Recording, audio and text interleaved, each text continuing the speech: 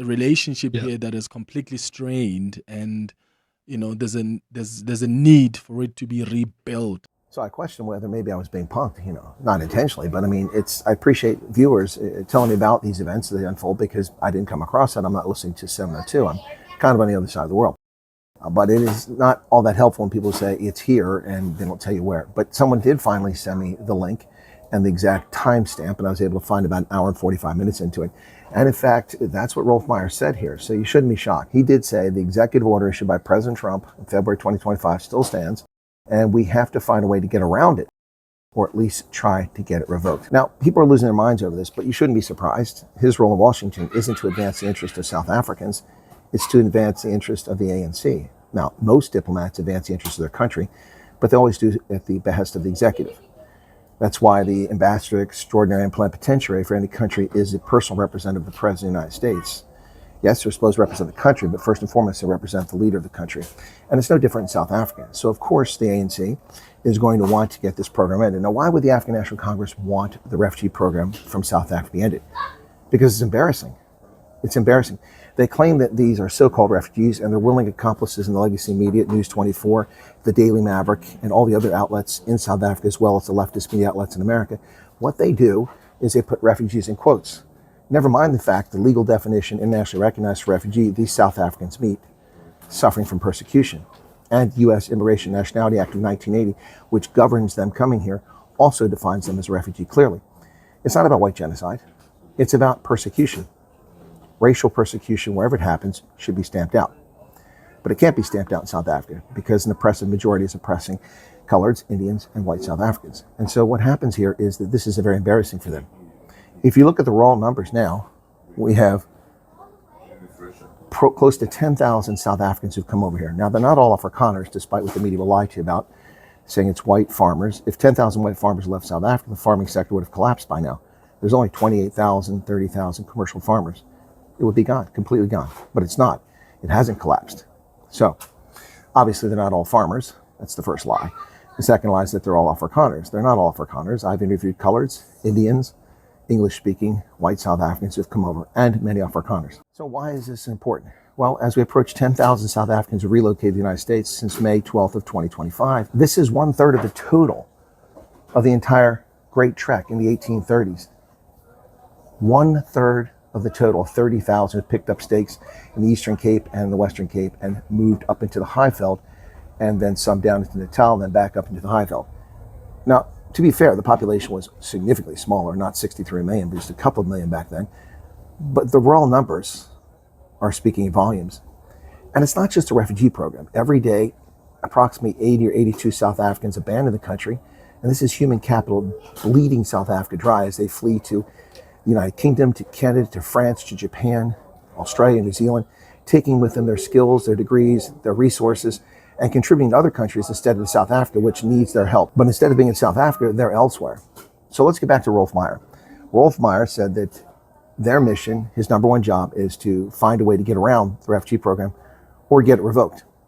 And this, of course, confirms all the things that South Africans said about Roelf Meyer, the verraaier, the betrayer. There's the executive order issued by President Trump in February last year, which still stands. And we have to find a way to get around that, or at least try and get it revoked, which is not going to be easy because it's President Trump and it's the White House that sits behind that.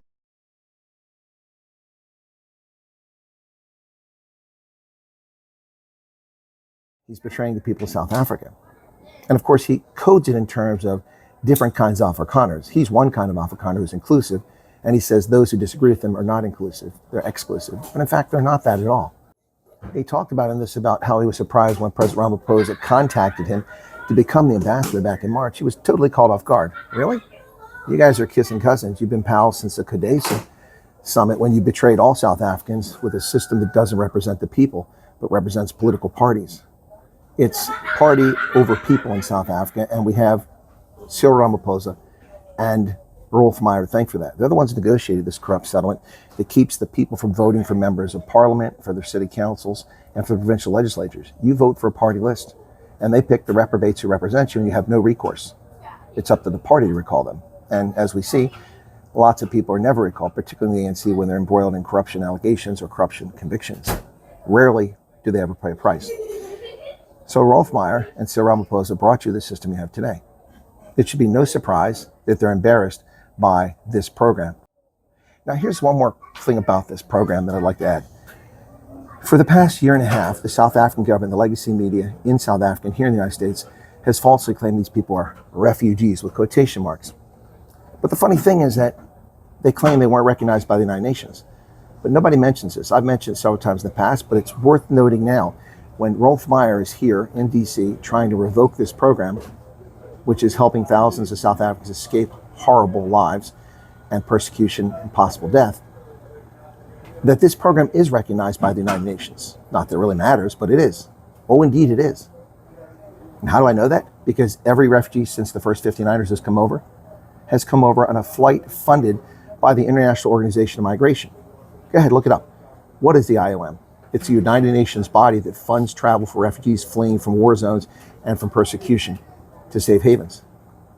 So if it's not recognized refugees by the UN, why is UN funding them coming here? We know the UN doesn't like the US president, so why would they do it?